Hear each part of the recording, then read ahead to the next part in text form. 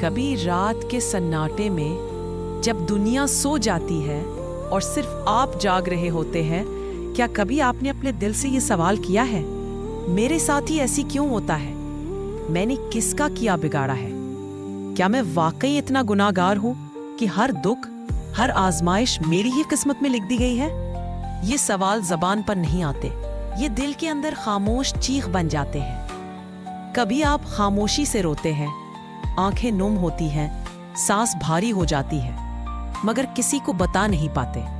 लोगों के सामने मुस्कुरा देते हैं क्योंकि आपको मजबूत दिखाई देना होता है, लेकिन दिल अंदर से थक चुका होता है। लोग कहते हैं हौसला रखो, मगर वो नहीं जानते कि दिल के अंदर हर दिन एक नई जंग लड़ी जा रही होती है।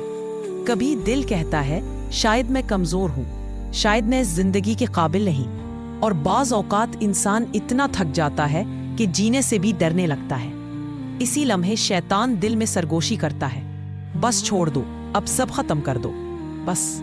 लेकिन जरा रुक जाइए, क्या आप जानते हैं कि ये आवाज आपकी नहीं है?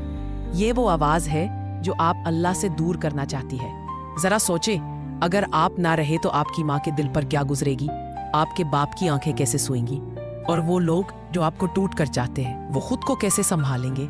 आपकी जिंदगी सिर्फ आपकी नहीं है, आप किसी की दुआ है, किसी की उम्मीद है, किसी के जीने की वजह है। याद रखें, मायूसी मोमिन की पहचान नहीं। मायूस तो वो होता है जिसका कोई ना हो, और आपका रब तो वो है जो फरमाता है, अगर एक पत्ता भी मेरी इजाजत के बगैर नहीं गिरता तो क्या आपके आंसू, आपकी खामोश सिसकियां और आपके टूटे दिल की आह अल्लाह से छुपी रह सकती है?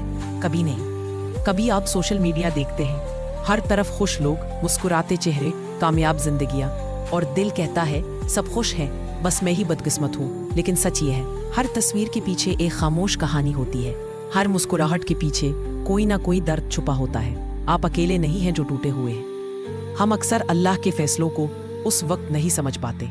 हम कुछ मांगते हैं और जब फौरन नहीं मिलता तो दिल टूट जाता है, दुआएं कमजोर पड़ जाती है, और सवाल आता है, या अल्लाह मैं ही क्यों? मगर जरा सोचे, अगर आजमाइश ना हो तो अल्लाह को याद करने का दिल क्यों चाहे? अगर दर्द ना हो तो इंसान सजदे में क्यों गिरे? अल्लाह बाज औकात हमें तोड़ता है सिर्फ इसलिए कि हम उसके करीब आ जाएं। एक बच्चा बार बार गिरता है, चोट लगती है, आंसू आते हैं, मगर वो उठता है क्योंकि गिरने के बगैर चलना नहीं आता। और वो अल्लाह जो 70 माओं से भी ज्यादा मोहब्बत करता है, क्या वो आपको तोड़कर अकेला छोड़ देगा? कभी नहीं। आपका रोना कमजोरी नहीं, आपका थक जाना गुनाह नहीं, और आपका दर्द इस बात की दलील नहीं कि अल्लाह आपसे नाराज है। कुरान हमें यकीन दिलाता है, अल्लाह किसी जान को उसकी ताकत से ज्यादा तकलीफ नहीं देता। सूरतुल बकरा 286। इसका मतलब ये है, जो दर्द आप सह रहे हैं आप उससे ज्यादा मजबूत हैं, बस आपको ये याद दिलाने की जरूरत है। नबी सल्लल्लाहु अलैहि वसल्लम की जिंदगी देख लीजिए, यतीमी, तकलीफें, जख्म, मगर शिकवा नहीं, सिर्फ यकीन था।